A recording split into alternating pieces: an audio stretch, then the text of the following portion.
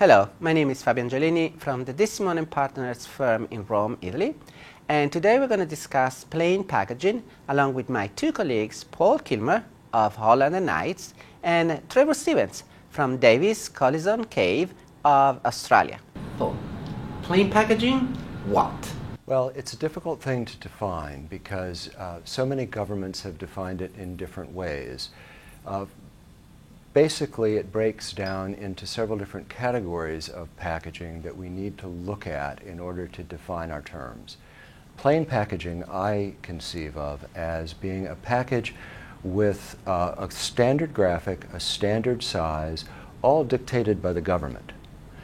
So, for example, you might have a package of alcoholic beverage product that the government says you can only put the brand name on in 12-point type, and everything else must be a graphic of a terrible traffic accident involving a drunk. That would be one kind of plain packaging. There's also a category that's called standardized packaging, and I differentiate that from plain packaging. And by that I mean a standardized pack is one perhaps of the same size and shape across an industry, but you can still have your brand name, you can still have your brand graphics, you can still have a certain consumer appeal on the pack. There's also something I would term warning labels, which is an entirely new category, different category, and that would be just simply a message that the government dictates that you have on the package that says something like, alcohol may lead to fetal syndrome of some kind. It is simply a little warning that doesn't interfere with the package graphic, that doesn't interfere with the size or shape of the product or the package, but simply warns the public about some ill health effect that it may have. So really we look at those things. Then there's another category of what I will call voluntary and safety labels. And these are basically messages that an industry or a particular manufacturer may agree or decide to put on its package. This would be things like certification marks, like the Underwriters Laboratory certification. It would also be things like product barcodes and product codes. Those are voluntary, those are things that are adopted by an industry, and they appear on a package because the source of the package, the manufacturer, wants them to be on the product. So you really have these categories. You have plain packaging, which is this standardized, government-regulated package or presentation that has no consumer appeal whatsoever. And in fact, it has exactly the intent not to have consumer appeal. It's to drive people away from the product, not towards it. You then have standardized packaging, which has an element of plain packaging, and that is it has a government message which may consume 50%, 65% of the product surface. And the rest of it is still the brand image and the logos and so forth. Then you've got these mere warning labels, which don't really interfere at all with the presentation of the package. They don't dictate the size, they don't dictate the shape. Then you've got the mere voluntary messages that producers choose to put on their package. So you've really got this sort of sliding scale, if you will. And Trevor, do we have already an example of this kind of interference of the government into any kind of product? Yes, indeed, Fabio. In Australia, it's now 18 months since the plain packaging legislation for tobacco has been in operation. And the legislation strictly defines the content and dimensions of packaging for cigarettes, so that you now have cartons which have 75% health warnings on the front, and on the back 90% of the packaging comprises health warnings. The size, the colour, strictly regulated by the legislation. No trademarks whatsoever, other than, and this again is very strictly regulated, the brand name in in letters and the variant name in smaller typecase at the bottom of the packaging. So very strict regulations about the appearance of the packaging for tobacco products. And as I look back over the past 18 months that the legislation has been enforced, there are two or three aspects of the legislation that really stand out. And I think the first issue that is now gaining increasing attention is the fact that the government would very likely have achieved its objective of a 10% smoking rate in Australia by the year 2018 without introducing the plain packaging. And I say that because there is a whole raft of other measures now in place, and some of them have been very substantially enhanced to discourage smoking. And in particular, I think of the denormalisation of smoking, where you have smoke-free environments. And of course, the cost of cigarettes is another factor. So it's becoming apparent that even without plain packaging, the government would have achieved its objective of a 10% smoking rate in Australia. The other more alarming aspect of plain packaging, especially for trademark practitioners, is the impact of plain packaging on the Trademarks Act. We now have in place in Australia, as a result of the amendments to the Trademarks Act, a two-tier system. On the one hand, you have trademarks that are registered and must be used in order to be maintained, and on the other hand, you have trademarks that are registered for tobacco products but which you cannot use.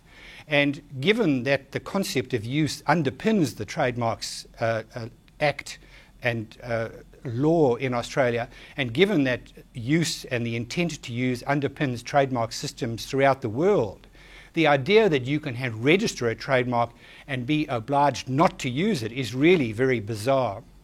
And the last thing that I would say, looking back over the debate about plain packaging in Australia, is that very unfortunately, from the outset, when this discussion first started to take shape in Australia, there were the two extremes involved in the debate. On the one hand, in the white corner, you had the health bodies and the government, the anti-smoking lobby, and in the other corner, you have the big tobacco and all of their lawyers, and the dispute occurred between these two polarised camps.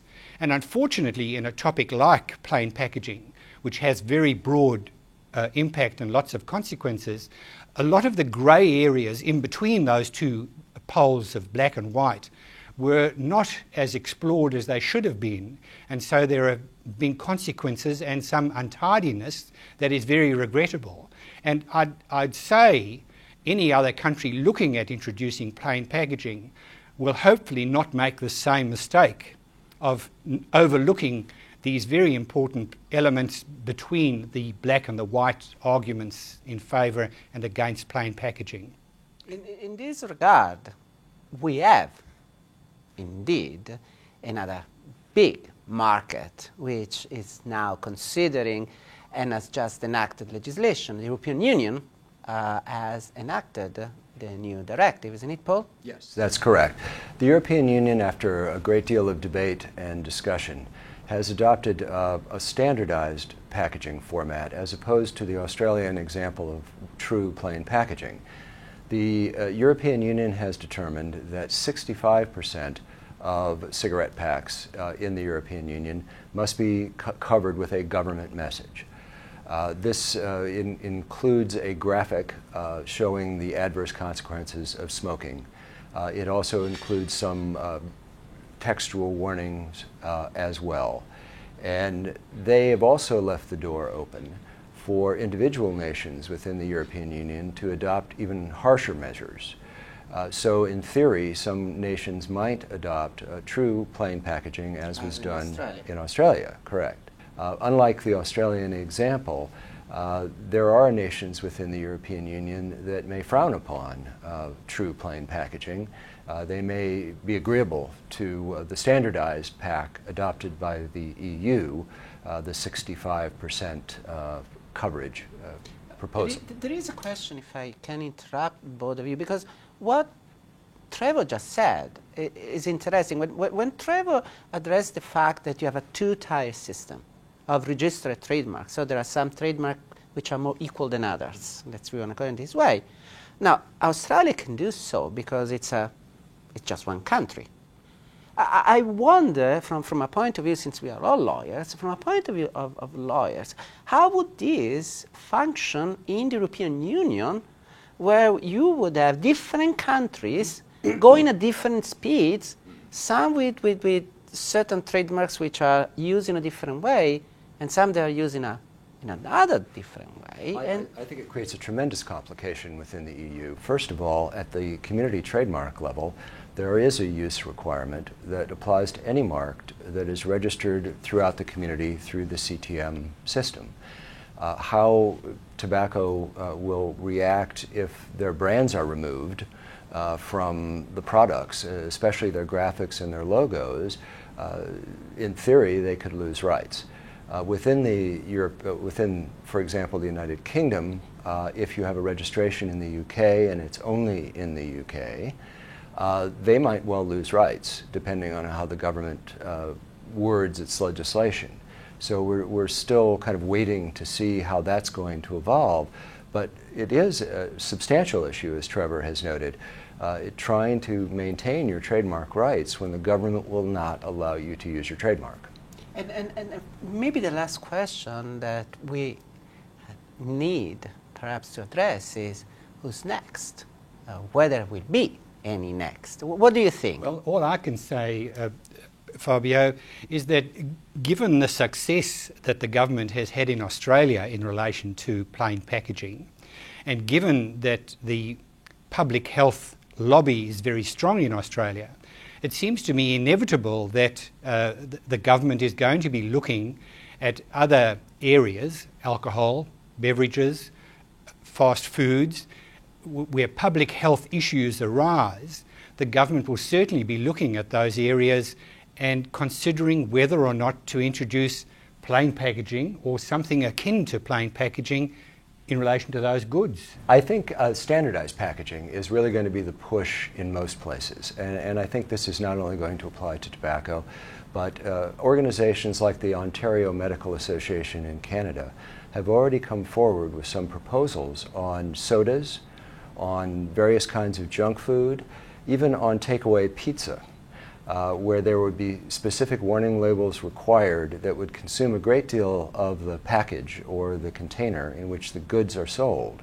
So consequently, I think we are going to see initiatives in many other fields, alcohol certainly, sodas, prescription pharmaceuticals, as well as even perhaps fast food or other takeaway items.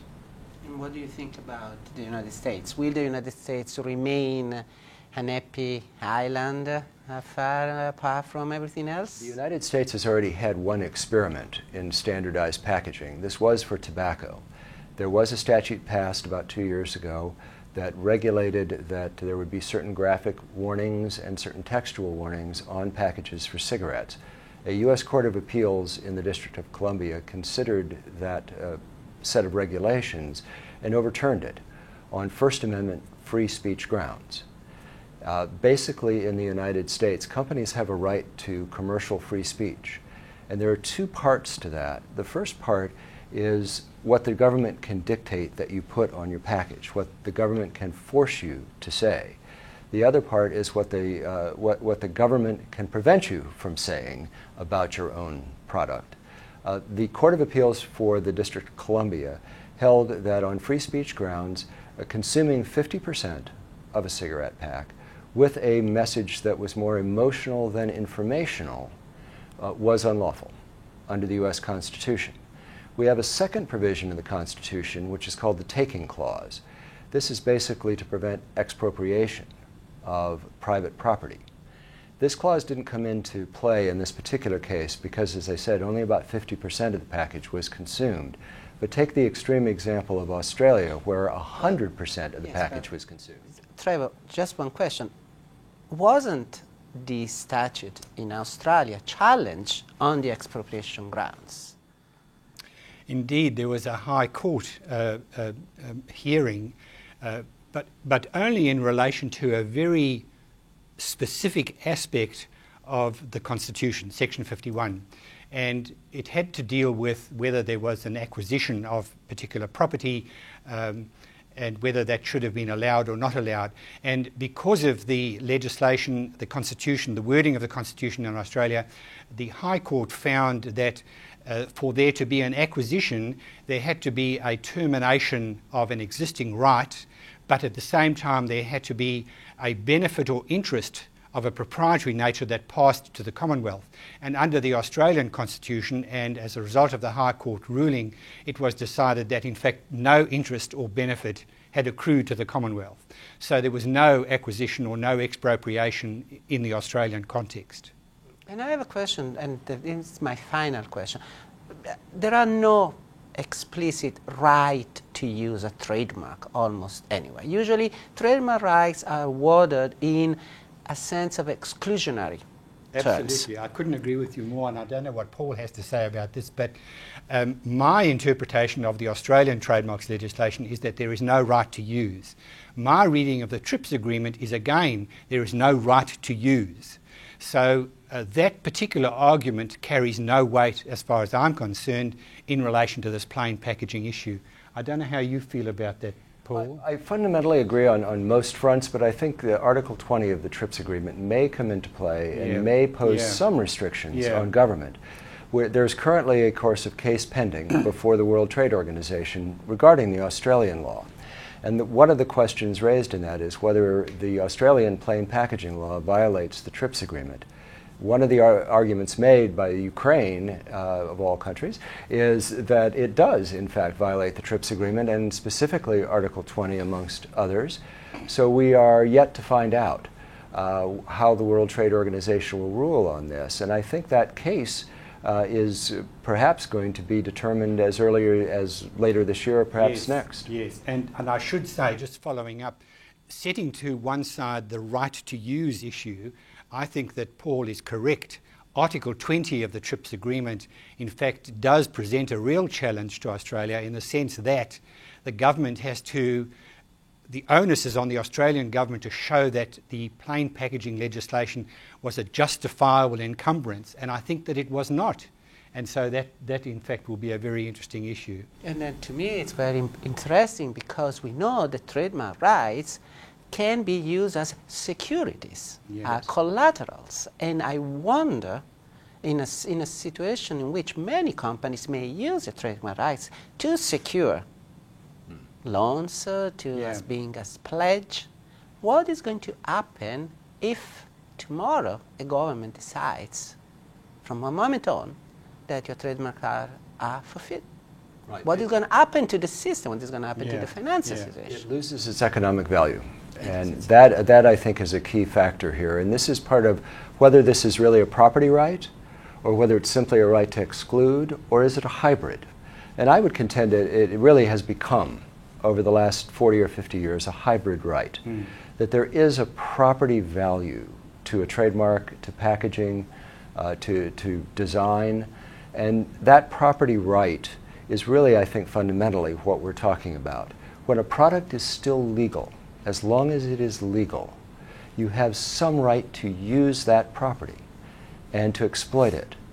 And the government can only go so far. And I think really what we're talking about at the end of the day is how far is too far.